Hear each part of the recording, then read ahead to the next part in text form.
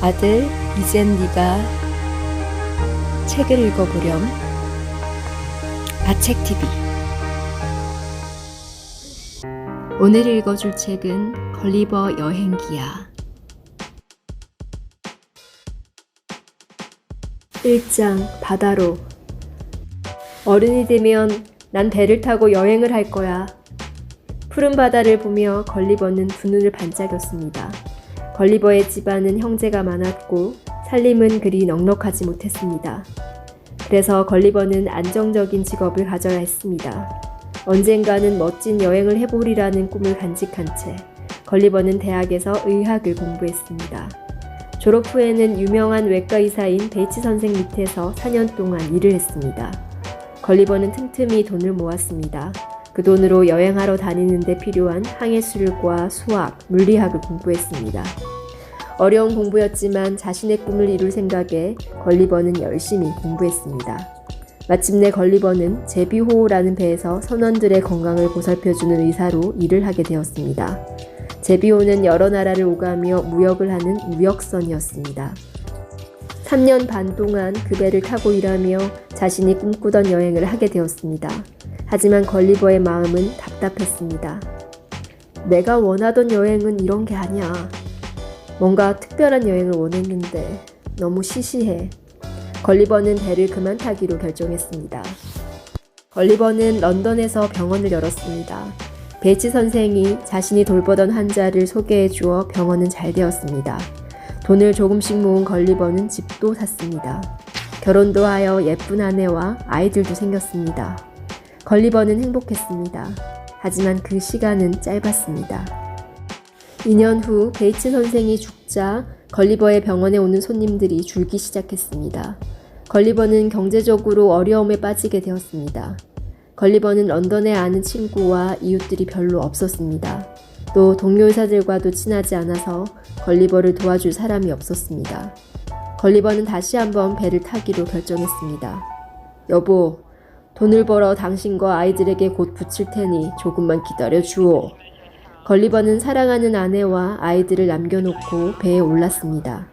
걸리버는 커다란 배 두 척을 담당하는 의사가 되었습니다. 걸리버는 선원들을 돌본 뒤 시간이 남을 때면 유명한 작가들의 책을 읽었습니다.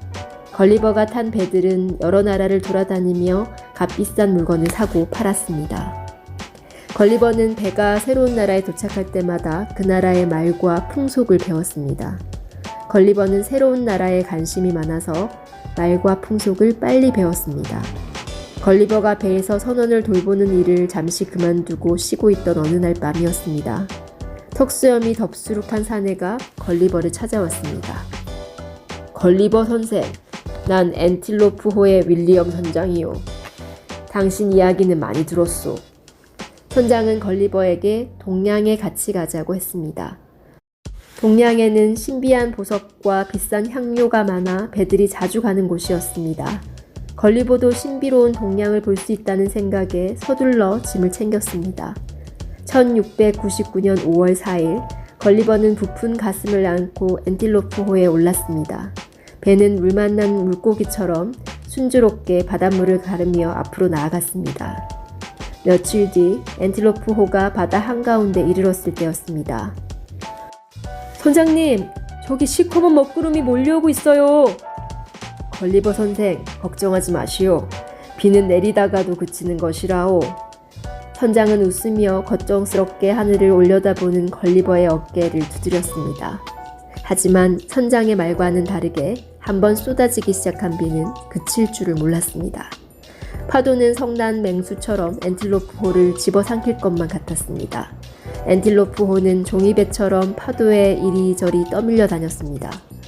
걸리버는 비바람에 눈도 제대로 뜰 수 없었습니다. 안개까지 끼어 눈을 떠도 앞을 볼 수 없었습니다. 곳곳에서 선원들의 비명소리와 신음소리가 들렸습니다. 이렇게 죽기는 싫어. 걸리버는 아내와 아이들의 얼굴이 떠올랐습니다. 그때였습니다. 암초다! 뱃머리를 돌려라! 누군가의 날카로운 외침소리가 들렸지만 바다는 그 소리마저 삼켜버렸습니다. 배는 종이가 찢어지듯 파도에 산산조각이 나버렸습니다. 얼마 뒤 다행히 바다가 잠잠해졌습니다. 걸리버는 6명의 선원과 함께 떠다니는 보트에 겨우 올라탔습니다. 걸리버와 선원들은 바다에 떠다니는 나무 조각을 주워 노를 삼아 저었습니다. 그러나 또다시 비바람이 불었습니다. 거대한 파도는 걸리버와 선원들이 탄 작은 보트마저 삼켜버렸습니다. 그 뒤로 걸리버는 배와 보트에서 보았던 선원들을 다시는 만날 수 없었습니다. 걸리버는 캄캄한 바다에 혼자 남겨졌습니다. 걸리버는 나무 조각에 의지해 거친 파도를 헤치며 열심히 헤엄을 쳤습니다. 바닷물이 입과 귀, 코로 자꾸 들어왔지만 짜다는 생각조차 들지 않았습니다. 얼마나 더 헤엄쳐야 하는 걸까? 이제 더 이상 헤엄을 못 치겠어. 손가락 하나도 까딱할 힘이 없어. 걸리버는 팔다리가 움직여지지 않았습니다. 눈꺼풀도 무거웠습니다. 나, 레뮤얼 걸리버. 이렇게 이름도 모르는 바다 한가운데서 죽는구나. 이런 생각을 하며 헤엄을 포기하려 할 때 걸리버는 깜짝 놀랐습니다. 걸리버의 발가락이 부드러운 모래땅에 닿았기 때문입니다. 걸리버는 마지막 있는 힘을 다해 비틀거리며 육지를 향해 걸어나갔습니다. 지칠 대로 지친 걸리버는 매끄러운 모래 위에 그대로 쓰러지고 말았습니다. 2장 포로가 된 걸리버. 윙윙거리는 소리에 걸리버는 눈을 떴습니다. 얼마나 긴 잠을 잔 것인지 걸리버는 알 수 없었습니다. 윙윙거리는 소리에 손을 귀로 가져가려 했습니다. 그런데 어찌된 일인지 움직여지지 않았습니다. 손은 물론이고 팔과 다리, 머리카락까지도 단단히 묶여있는 듯 움직여지지 않았습니다. 어떻게 된 거지? 몸이 움직여지지 않잖아. 혹시 식인종이 날 잡아먹으려고 묶어둔 걸까? 걸리버는 일어나려고 안간힘을 썼습니다. 그때 걸리버는 자신의 왼쪽 다리로 무엇인가가 슬금슬금 기어오르는 느낌이 들었습니다. 독거미? 정갈? 뱀? 걸리버는 무시무시한 상상을 하며 있는 힘껏 두 눈을 아래로 내리깔았습니다. 아! 걸리버는 몹시 놀라 아무 말도 할 수 없었습니다. 걸리버는 자신의 눈을 의심했습니다. 자신의 온몸이 밧줄로 꽁꽁 묶여있고 눈앞에는 키가 12cm도 안 되는 작은 사람이 서 있었기 때문입니다. 그 사람은 장난감 인형처럼 옷을 입었고 작은 활과 화살을 걸리버의 눈에 고정한 채 서 있었습니다. 그 작은 사람 뒤에도 군복을 입은 약 40명의 사람들이 개미떼처럼 기어 올라오고 있었습니다. 어떤 사람의 손에는 조그마한 창이 들려 있었습니다. 으아! 걸리버는 자신도 모르게 비명을 질렀습니다. 비명 소리가 작은 사람들을 놀라게 했는지 걸리버의 몸에서 뛰어내리는 이들도 있었습니다. 작은 사람들은 또다시 걸리버의 몸 위로 올라왔습니다. 해키나 떼굴! 작은 사람들 중 계급이 높아 보이는 남자가 걸리버에게 소리쳤습니다. 그러자 다른 작은 사람들도 따라 외쳤습니다. 걸리버는 그 사람들이 무슨 말을 하는지 알아들을 수가 없었습니다. 걸리버는 작은 사람들의 눈을 피해 슬쩍 몸을 움직여 보았습니다. 왼쪽 팔을 묶은 줄이 가장 느슨했습니다. 걸리버는 왼쪽 팔을 비틀어 말뚝을 뽑았습니다. 걸리버는 고개를 살짝 들었습니다. 주위에는 몇천 명이나 되는 작은 사람들이 화살과 창을 들고 있었습니다. 걸리버는 손을 뻗어 작은 사람들을 잡으려 했지만 그들의 움직임이 너무 빨라 잡지 못했습니다. 그때 계급이 높아 보이는 작은 사람이 외쳤습니다. 돌고포나! 돌고포나! 그 소리와 함께 바늘처럼 작은 화살들이 쏟아졌습니다. 걸리버는 왼손으로 얼굴을 가렸습니다. 걸리버의 손등에 작은 화살들이 박혔습니다. 화살이 박힌 자리는 금세 부풀어 올랐습니다.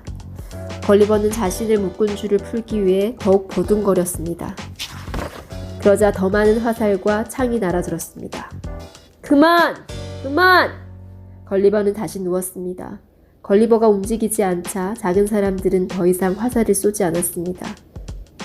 저렇게 작은 사람들에게 묶였다니 도대체 날 어떻게 하려는 걸까? 걸리버는 걱정스러운 마음이 들었지만 용기를 잃지 않기로 다짐했습니다. 걸리버는 눈을 감고 지금쯤 자신을 걱정하고 있을 가족을 생각했습니다. 얼마 뒤 작은 사람들의 목소리가 점점 커졌습니다. 무엇을 만드는지 뚝딱거리는 소리도 들렸습니다. 걸리버는 슬쩍 눈을 떴습니다. 뭘 하려는 거지? 자신의 오른쪽 귀 부근에 약 50cm 높이의 탑이 세워지고 있었습니다. 탑 위에 올라갈 수 있게 사다리도 만들어져 있었습니다. 걸리버의 궁금증은 금세 풀렸습니다. 탑 위로 계급이 높아 보이는 남자가 올라왔습니다. 그는 걸리버에게 딱딱하지만 차분한 목소리로 말했습니다. 하지만 걸리버는 그의 말을 알아들을 수 없었습니다. 당신 말이 무슨 말인지 모르겠어요. 그보다 나는 배가 무척 고파요. 먹을 것이 필요해요. 꿀꺽꿀꺽 마실 물도 필요하고요. 걸리버는 왼손으로 손짓을 하고 표정을 지으며 먹을 것을 달라는 신용을 했습니다. 그러자 걸리버의 허리 쪽으로 긴 사다리가 설치되었습니다. 작은 사람들은 사다리로 올라와 자신들의 몸보다 큰 바구니들을 걸리버의 입으로 옮겼습니다. 바구니 안에는 총알만한 빵과 새끼손톱만한 과일, 양념한 고기들이 들어있었습니다. 걸리버가 입을 벌리자 작은 사람들은 먹을 것을 입속으로 쏟아 넣었습니다. 걸리버는 쉬지 않고 입을 벌렸습니다. 이번에는 손으로 물을 마시고 싶다는 신용을 하자 작은 사람들이 커다란 물통 2개를 굴려왔습니다. 걸리버는 단숨에 물을 들이켰습니다. 우와! 걸리버가 물과 음식을 먹을 때마다 작은 사람들은 탄성을 질렀습니다. 걸리버가 음식을 다 먹고 나자 작은 사람들은 물집이 난 상처에 약을 발라주었습니다. 걸리버의 몸을 조였던 줄도 느슨하게 풀어주었습니다. 왜 이렇게 졸리지? 걸리버는 자꾸 하품을 했습니다. 그것은 작은 사람들이 준 음식에 수면제가 들어있었기 때문입니다. 소인나라의 왕이 걸리버에게 수면제를 먹이고 잠자는 동안 그를 성안으로 옮기려는 계획을 세웠던 것입니다. 걸리버는 왕의 계획대로 코를 골며 깊은 잠에 빠졌습니다. 호기심이 발동한 한 병사가 잠자는 걸리버의 코 근처에 갔다가 콧바람에 굴러떨어진 일 말고는 모든 일이 잘 진행되었습니다. 소인나라는 수학과 건축이 매우 발달했는데 소인나라 사람 500명의 목수와 기술자들이 동원되어 걸리버를 옮기는 기계를 만들었습니다. 그 기계에는 커다란 바퀴가 무려 22개나 달려 있었습니다. 왕의 말 1500필이 기계에 옮겨진 걸리버를 성안으로 끌고 갔습니다.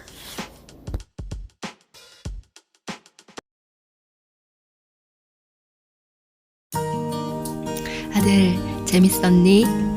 뒷이야기가 궁금하다면 이제 네가 한번 읽어보렴.